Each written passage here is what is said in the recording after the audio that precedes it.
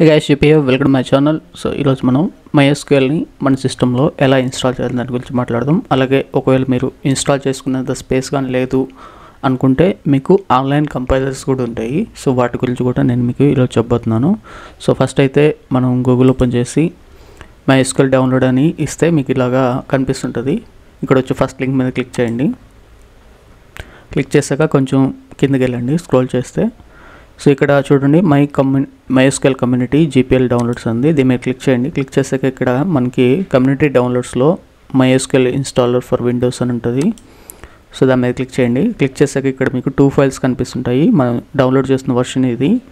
And ఇక్కడ వచ్చేసి మనకి ఈ ఫైల్ డౌన్లోడ్ చేయొద్దు, ఇది ఫుల్ ఇన్స్టాలర్ అనమాట.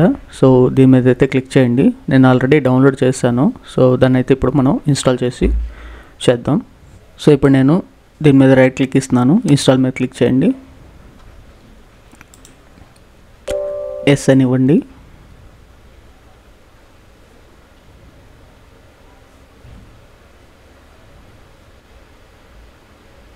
సో ఇన్స్టాలేషన్ అనేది స్టార్ట్ అయింది, జస్ట్ వెయిట్. సో ఇక్కడ మనం వచ్చేసి కస్టమ్ సెలెక్ట్ చేసుకోండి. సెలెక్ట్ చేసుకున్నాక నెక్స్ట్ మీద క్లిక్ చేయండి. నీకు అంటే మనకి ఏమేమి అవసరమో అవి ఇన్స్టాల్ చేయడానికి అయితే ట్రై చేద్దాం. ఇక్కడ MySQL సర్వర్స్ లోపలికి వెళ్ళండి.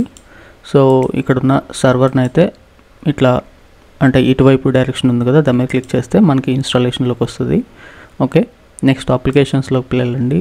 వర్క్ బెంచ్ అవసరం అవుతుంది, దీన్ని కూడా మనం ఇన్స్టాల్ చేయండి. అండ్ షెల్ దీన్ని కూడా ఇన్స్టాల్ చేయండి. ఓకే, సో రౌటర్స్ ఏం అవసరం లేదు, ఇక్కడ వరకు ఈ 3 అయితే మనం కాన్ఫిగర్ చేయాల్సి ఉంటుంది. నెక్స్ట్ మీద క్లిక్ చేయండి. నేను ఇంతకుముందు ఆల్రెడీ ఇన్స్టాల్ చేశాను, మరలా మీకు చూపించడం కోసం మరలా చేస్తున్నాను కాబట్టి ఇది the selected path already exist అంటుంది. జస్ట్ మీకు నెక్స్ట్ అని వస్తుంది. సో నెక్స్ట్ మీద క్లిక్ చేసేయండి. Next execute. Okay, so wait చేయండి, ఇవన్నీ కూడా కంప్లీట్ అవుతాయి అన్నమాట. ఈ ప్రోగ్రెస్ అంతగా ఈ 3 ప్రోగ్రెసెస్ కంప్లీట్ అవ్వాలి. మీ సిస్టమ్ స్పీడ్ని బట్టి అవి వీలైనంత తొందరగా ఇన్స్టాల్ అయితే అయిపోతాయి.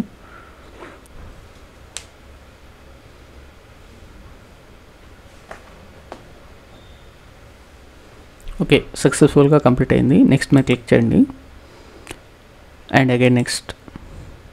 సో ఇక్కడ మనకి రూట్ పాస్వర్డ్స్ అవి కనిపిస్తుంటాయి. ఇక్కడ వచ్చేసి మనకి పోర్ట్ నెంబర్ కనిపిస్తుంది చూడండి, 3306. ఇది ఇలానే ఉంచేయండి. ఓకే, సో జస్ట్ ఇది మనం నేర్చుకోవడానికి ఉపయోగిస్తున్నాం కాబట్టి దానికి సంబంధించి మనం క్లిక్ చేయాల్సిన అవసరం లేదు. Again next. ఇక్కడ వచ్చేసి పాస్వర్డ్ ఇవ్వాల్సి ఉంటుంది. సో మీరు పాస్వర్డ్ అయితే ఇవ్వండి.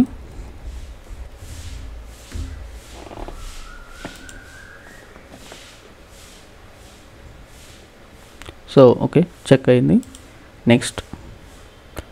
అండ్ స్టార్టప్లో యాడ్ చేయలేదు. అండ్ ఇక్కడ మన స్టాండర్డ్ అకౌంట్. నెక్స్ట్.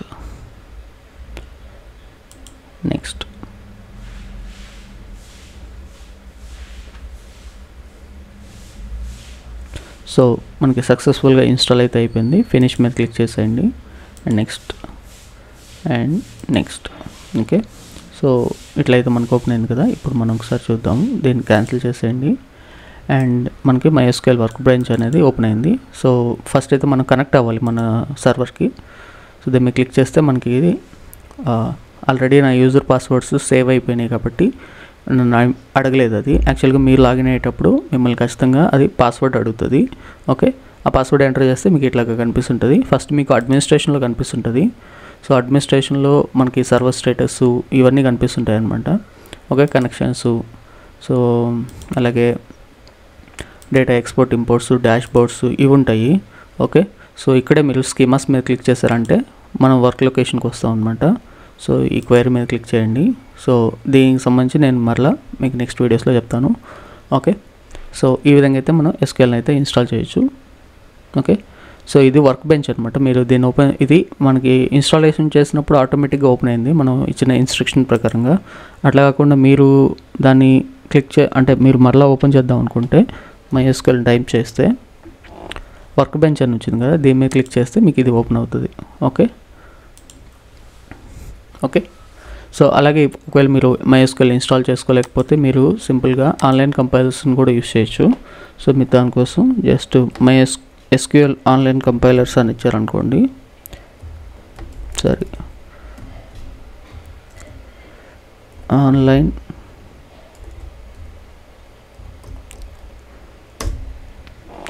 సో వీటన్నిటిలో మీరు W3 స్కిల్స్ నేను యూస్ చేసుకోవచ్చు, బట్ ఇది నాకు బాగా నచ్చింది. ఓకే, SQLite ఆన్లైన్ ఉంది కదా, సో దీంట్లో ఏంటంటే మనకి MySQL ఉంటుంది, PostgreSQL ఉంటుంది. ఓకే, అలాగే SQLite కూడా ఉంది. ఇది బాగా అనిపించింది అన్నమాట నాకు. నేను ఒకసారి మీకు చూపిస్తాను. సో ఈ సైట్ అనేది ఇలా ఉంటుంది చూడండి. సో ఫస్ట్ అయితే మీకు ఇవేం కనిపించవు. ఓకే, ఇక్కడ మీరు సెలెక్ట్ చేసుకోవాల్సిన అంటే మీకు ఏం కావాలని చూస్ చేసుకోండి. ఇక్కడ మనకి ఇక్కడ చూడండి MariaDB, PostgreSQL, MySQL, SQLite ఉంది. సో మనకు కావాల్సింది MySQL, దాని మీద అయితే కనెక్ట్ చేయండి. ఓకే, సో ఇప్పుడు నేను ఆల్రెడీ దాని మీద అంటే ఇది మీకు చూపించడానికి నేను ఆల్రెడీ కొంత వర్క్ చేశాను అనమాట. ఓకే, సో ఇట్లా కనిపిస్తుంటుంది. అండ్ మీరు ఇక్కడ డేటాని ఇంపోర్ట్ కూడా చేసుకోవచ్చు అండ్ అలాగే ఎక్స్పోర్ట్ చేసుకోవచ్చు మనం రాసిన క్వైరీస్ అన్నిటిని. అండ్ ఇక్కడ రన్ ఉంది. ఏదైనా మనం ఒక కమాండ్ని రన్ చేసి చూద్దాం అనుకుంటే ఇక్కడ నుంచి రన్ చేయొచ్చు, just final table. Okay, so next వచ్చేసి ఇక్కడ మనకి సెట్టింగ్స్ ఉంటాయి అన్నమాట. దీంట్లో సెట్టింగ్స్ మీద క్లిక్ చేసి మీకు కావాల్సిన కలర్ సెట్టింగ్స్ని అయితే మీరు చూస్ చేసుకోవచ్చు. సో మనకి ఈజీగా కనిపించడానికి నేనైతే ఇలాగ క్రియేట్ చేసుకున్నాను అనమాట. సో ఈ కలర్ సెట్టింగ్స్లో మనకి ఇక్కడ కోడ్ ఎడిటర్ కలర్ అని ఉంది కదా, సో ఇక్కడ మీరు సెట్టింగ్స్ చేంజ్ చేసుకోవచ్చు, కీవర్డ్స్ ఎలా ఉండాలి ఏంటి అనేది. సో ఇక్కడ కీవర్డ్స్ అంటే బై డిఫాల్ట్గా SQL కమాండ్స్ ఉంటాయి. సో ఇక్కడ చూడండి అవన్నమాట. ఓకే, సో నేను మంచిగా కనిపించడానికి ఇట్లాగైతే దాన్ని కస్టమైజ్ చేశాను. అండ్ ఇక్కడ మన టేబుల్స్ కూడా ఉన్నాయన్నమాట. సో టేబుల్ యొక్క కాలమ్స్ అన్నీ కనిపిస్తున్నాయి మనకి. అండ్ మీరు ఈ కలర్ కోడింగ్స్ని మీరు డౌన్లోడ్ చేసి పెట్టుకుంటే ఫర్దర్గా మీరు ఎక్కడైనా యూస్ చేసుకోవచ్చు. ఆన్లైన్లో మీరు ప్రాక్టీస్ చేసుకోవడం కోసం అయితే దీన్ని అయితే యూటిలైజ్ చేసుకోవచ్చు. ఓకే, సో నెక్స్ట్ సెషన్స్లో మనం కంప్లీట్గా SQL కమాండ్స్ గురించి అండ్ వాటి యూసేజెస్ గురించి మనం అయితే మాట్లాడదాం. ఛానల్కి ఇంకా సబ్స్క్రైబ్ చేసుకోకపోతే సబ్స్క్రైబ్ చేసుకోండి. వీడియోకి ఒక లైక్ చేయండి. Thanks for watching.